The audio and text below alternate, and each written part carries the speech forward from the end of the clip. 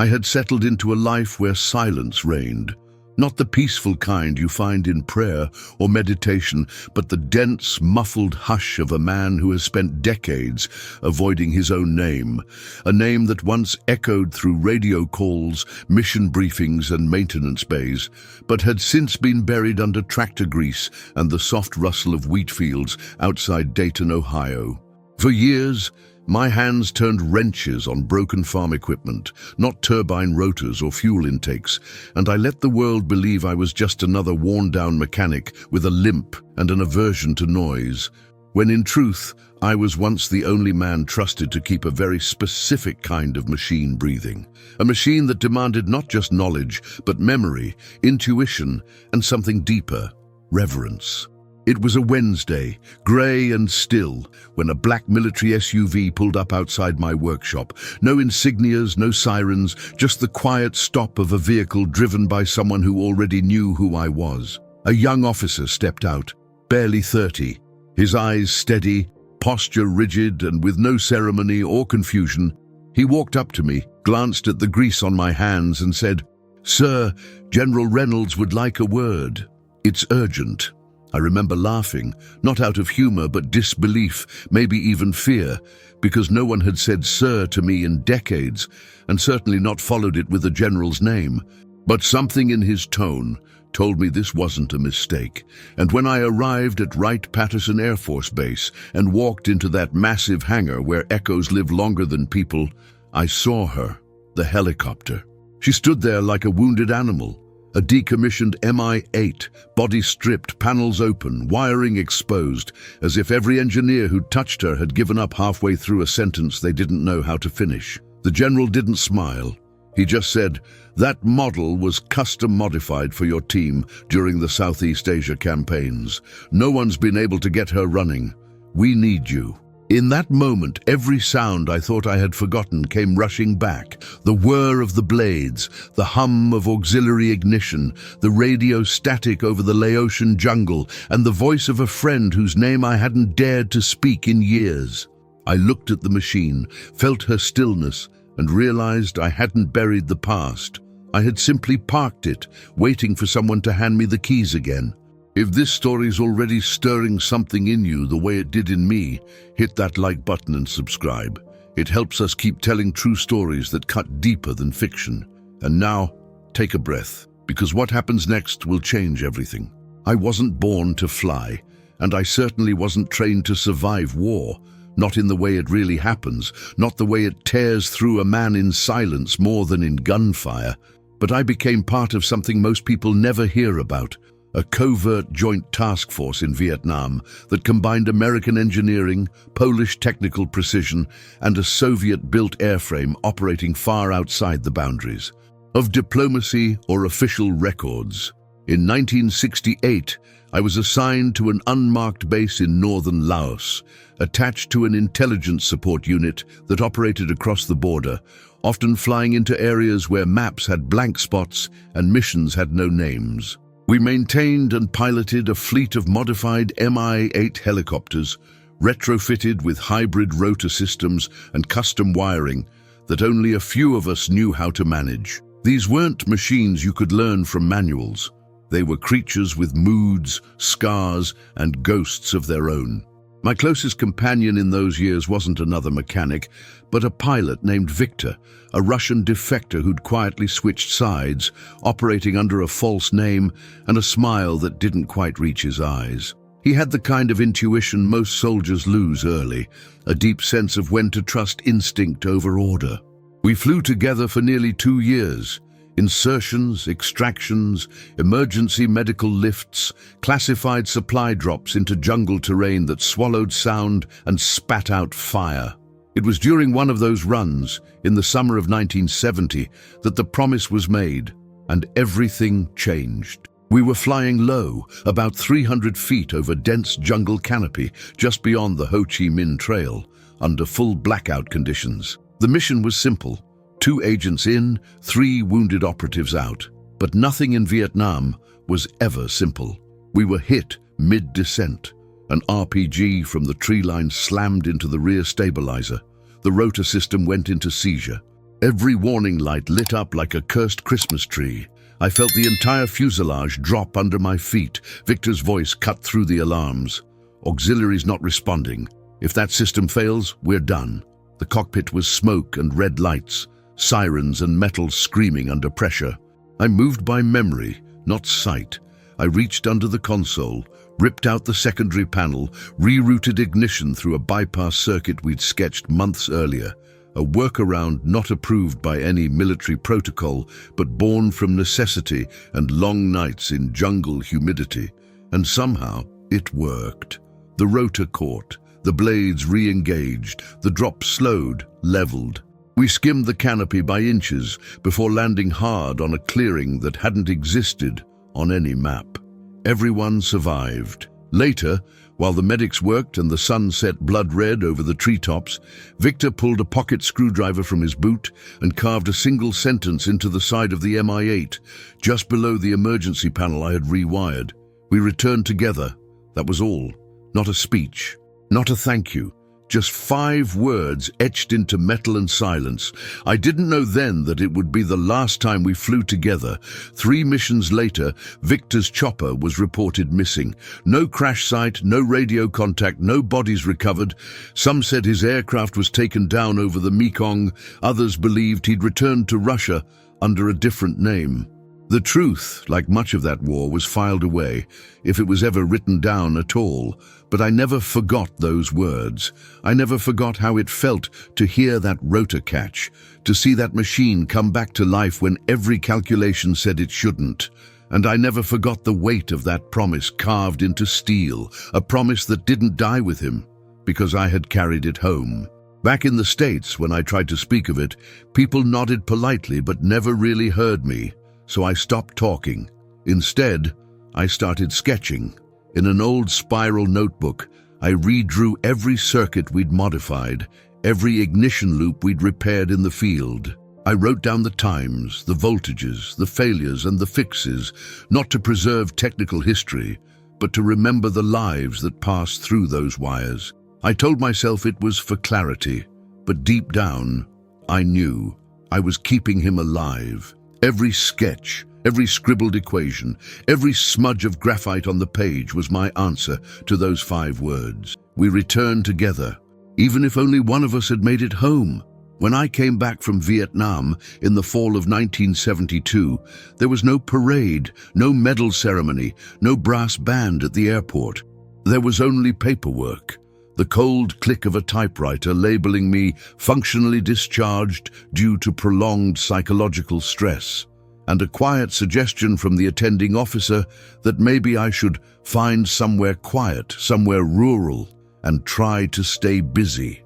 I nodded, took the folder, and walked out of the building feeling smaller than I'd ever felt in my life. Not because I'd lost something on the battlefield, but because the war had followed me home, and no one wanted to see it anymore.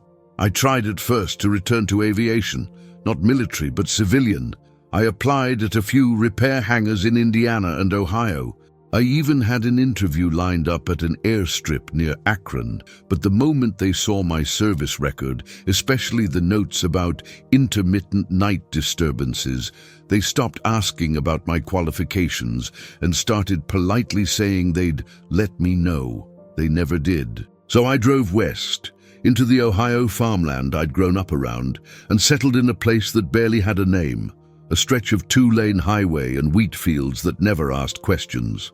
I found a job fixing tractors and irrigation rigs for local farmers, machines that didn't fly, didn't hum, didn't scream in the dark, just sputtered and stalled like old men trying to remember their youth. I stopped talking about the war. I stopped talking about Victor. I stopped talking, period. But I didn't forget. In my barn, tucked behind a rusted oil drum, I kept a spiral-bound notebook, the same one I had started sketching in after Victor disappeared.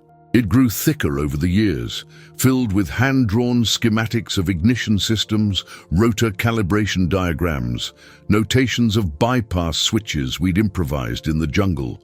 Most of it made no sense to anyone but me. That was the point. It wasn't for anyone else. It was for the ones who didn't make it back. my quiet way of keeping their memory running, like an engine that you refuse to turn off even though no one is listening. Every October 12th, the date of that RPG strike that nearly killed us both, I'd drive out to a field about 6 miles from town, a place where the grass grew uneven and the earth had a faint indentation from an old irrigation system. I'd bring a few wildflowers, sometimes a spare part from a Mi-8 rotor I still had in a box in the attic, and I'd sit there for an hour in silence. No prayers, no speeches, just silence. A few times people asked me, "Why do you go out there every year?" I'd just say, "Because someone's still waiting to come home." And in my heart, I believed it, or needed to. The silence that follows survival is louder than gunfire. It doesn't shout, it seeps.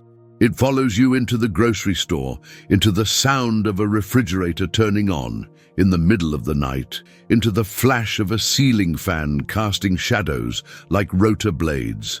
And worst of all, no one else hears it.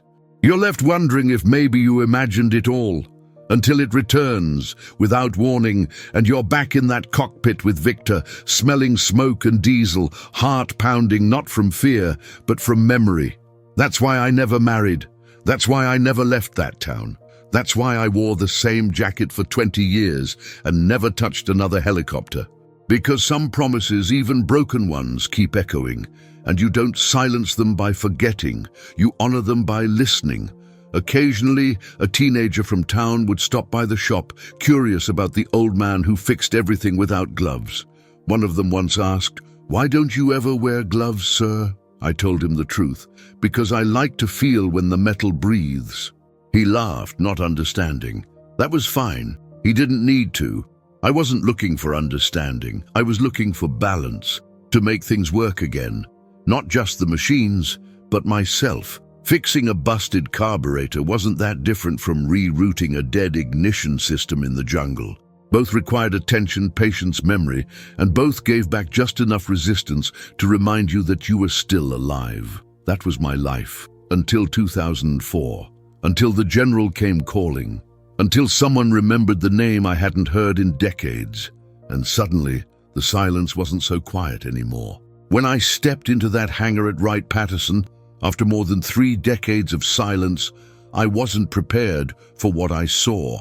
And I don't mean just the aircraft, though that alone nearly took the air from my lungs, but the look on the faces of the people standing around it, those young technicians in crisp uniforms, holding tablets and scanners, mouthing terms like inoperable and obsolete, like they were reciting a diagnosis over a patient who'd already been pronounced dead. She stood there, the Mi-8, weathered and cracked, her panels wide open like ribs spread for surgery, wires exposed, cables draped like veins, a bird long grounded and slowly being picked apart by people who understood how things were built, but not how they were lived in. One of them saw me, clipboard in hand, and blinked like he couldn't believe I was the man they'd called in. I didn't blame him. I didn't look like the answer to anything. I looked like someone who had walked out of a barn, not into a war room. The general didn't offer a handshake. He didn't need to. He just gestured toward the machine and said, "No one can get her ignition system to hold. It fires, then fails. She spins, then collapses. But this model, this exact configuration, was last flown by your team, your modifications, your code." And that's when I stopped feeling like a relic and started feeling like something closer to a translator. Not for language, but for memory, for a voice no one else could hear anymore. I walked over to the helicopter slowly, as if approaching something sacred, because in many ways she was.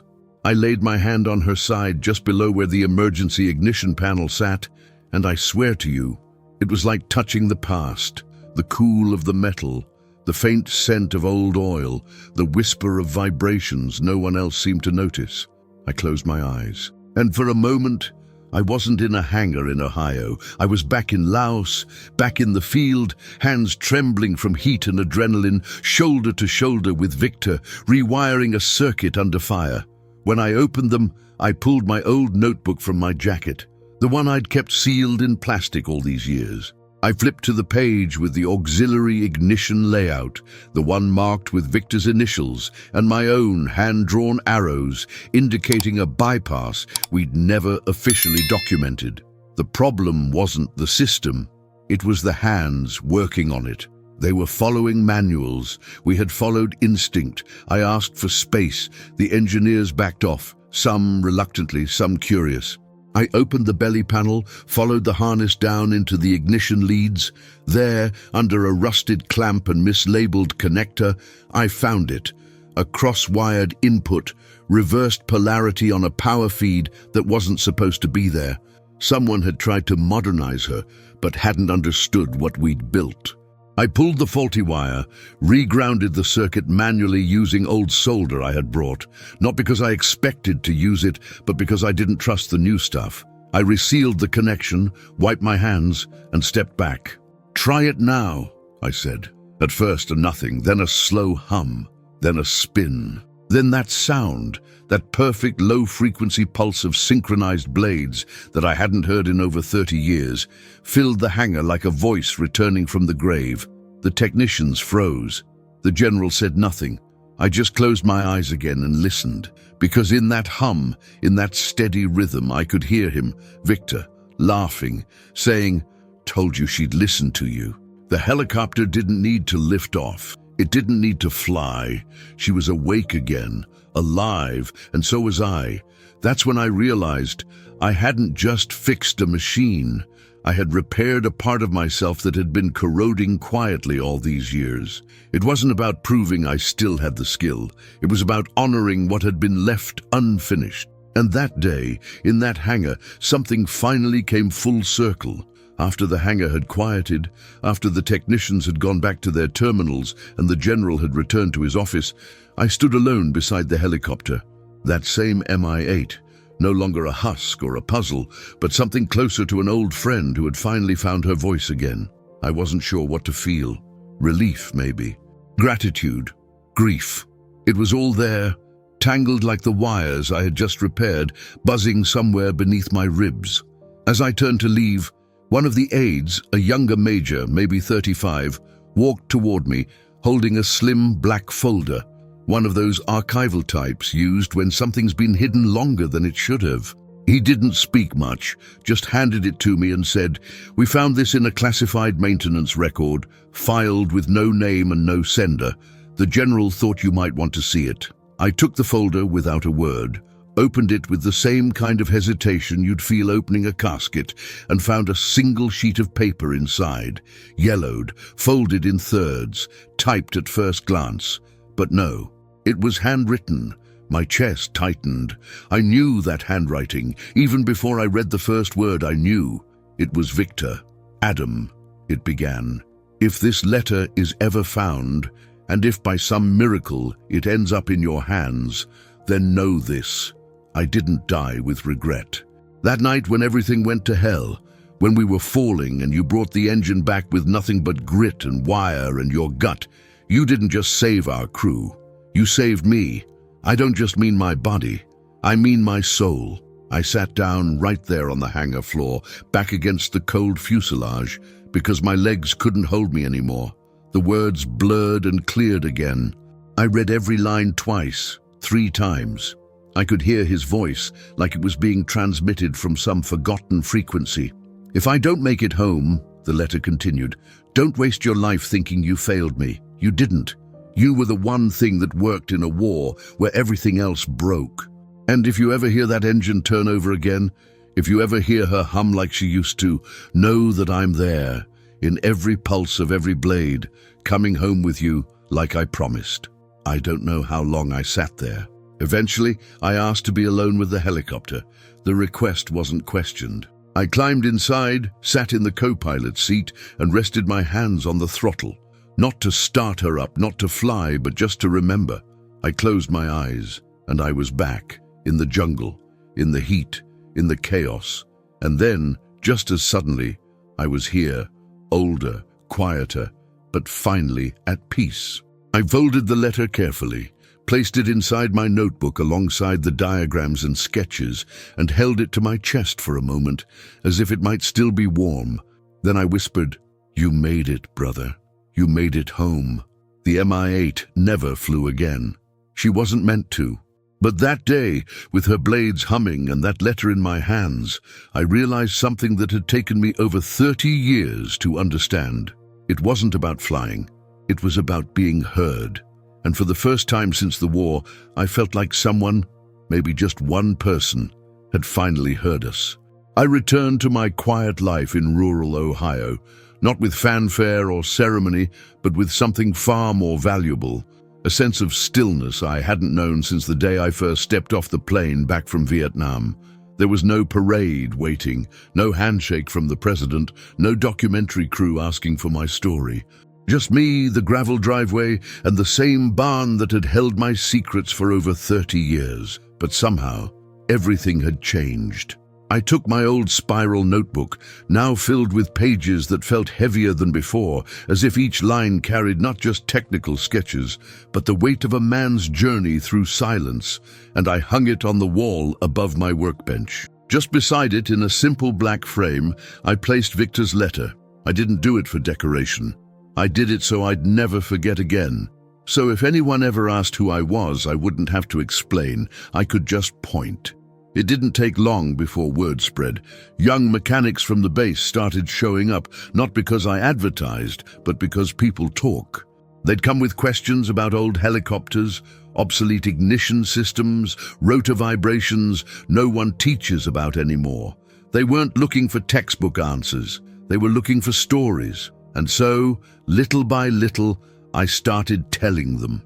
Not everything, not the whole war, but enough for them to understand that the past lives in more than history books. Sometimes it lives in the hands that still know how to fix what others have forgotten.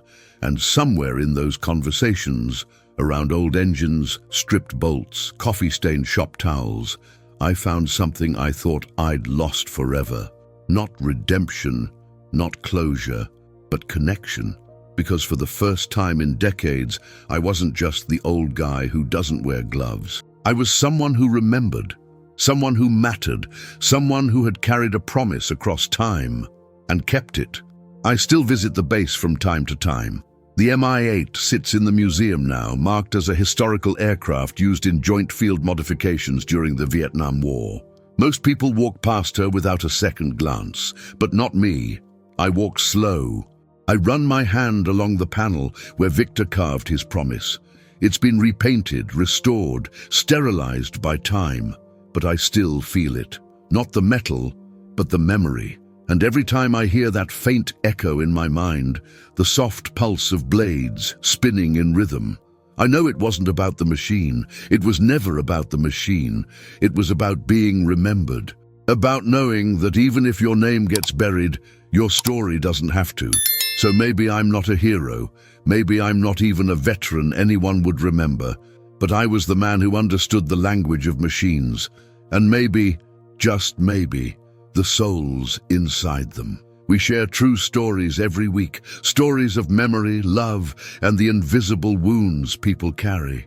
Subscribe to the channel, and let's keep honoring the ones who thought no one was still listening.